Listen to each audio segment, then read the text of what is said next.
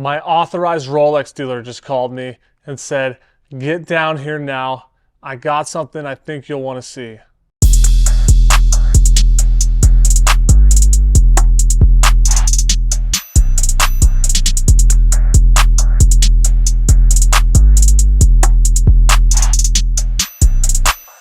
What's up, guys? Welcome back to my YouTube channel where we normally cover all things motocross, but this time it's just going to be a little bit different.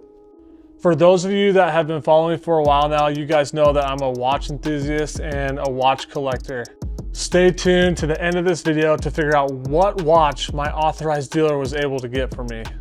So I want to talk about Rolex for a minute. For those of you that watch my videos and are wondering why I pursue Rolex so hard, let me explain a little bit. Rolex only distributes a certain amount of watches they call allocations to their authorized dealers per year. These authorized dealers have to follow a specific set of guidelines that Rolex gives them in order to stay in good standing with Rolex and to keep getting allocations as an authorized dealer every year. If these authorized dealers do not follow Rolex's guidelines, they risk permanently ruining the relationship with Rolex and no longer being able to be an authorized dealer. The reason I'm talking about this is because Rolex authorized dealers have to sell these Rolex watches for Rolex prices that are listed on their website. They call MSRP. Rolex gives these specific prices that the authorized dealers have to stick to sell these watches. Because the customer demand for these Rolex watches is so high every year, and the amount of watches that Rolex actually gives their authorized dealer, this creates a huge increase in price in the secondary market for these watches. To put it in context a little bit, think about like PlayStation 5 when they were selling out of those and people were getting PlayStation 5s. They're actually selling them for way more than what they were listed at for price. That's kind of the same thing with Rolex. I like to look at it as back as like when the Power Ranger toys were super popular and people were waiting in line to get those, and people were buying them and then like selling them for 10x the price because there wasn't enough made. This is kind of the same thing with Rolex. I want to show you guys another example of this. This is my 2022 Starbucks. This is a 2022 green bezel black dial known as the Starbucks.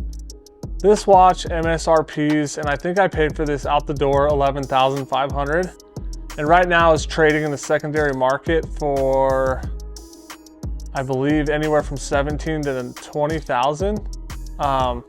So that just shows you like how much it increases. And this is the 2022 Starbucks, one of my favorite watches. It's Submariner, and so yeah, that just kind of shows you like how much the watch increased as soon as I walked out of the authorized dealer with it. Now, personally, I like to collect all my watches, and I'm a collector, and I know how hard they are to get, so it's hard for me to part ways with one if I ever were to, so I collect all my watches. But some people do sell these watches, and if they do sell the watches and they gain that profit, they also risk ruining their relationship with their authorized dealer. The authorized dealer catches wind of said customer selling the watch that they sold to them. This customer can actually get blacklisted from Rolex authorized dealers and never receive a brand new watch in their name again. This is why Rolex authorized dealers are so careful with the clients they choose to sell their watches to. When you get a watch in such high demand, it's basically your authorized dealer handing you thousands of dollars potentially in profit. So anyways, now that you guys know a little bit more about the competitive market with the Rolexes and the Rolex world and everything that goes on there, I want to show you guys what my authorized dealer was able to get for me, and I'm so thankful and so blessed. So here we go, guys. All right, guys, so here it is. This is the Rolex GMT Master 2, the Batgirl, they call it.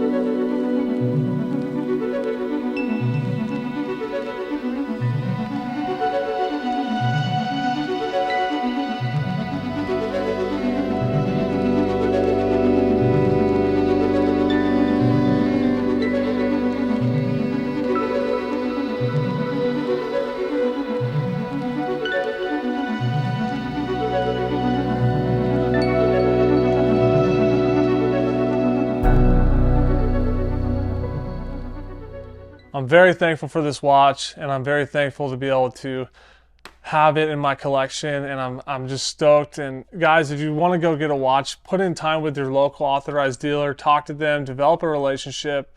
And if you're interested in collecting these watches, this is a great thing for you to do. I would not recommend trying to get a watch just to sell it, because it's not worth your time to go through that process. You have to really love watches, and you really want to collect them. And you know, it's such a competitive market for us to get into these watches. So be patient with your ADs. They're trying their best. They have huge lines with hundreds of people. And yeah, guys, so that's my spiel on Rolex. If you like this video, please click the like button down below and subscribe to the YouTube channel.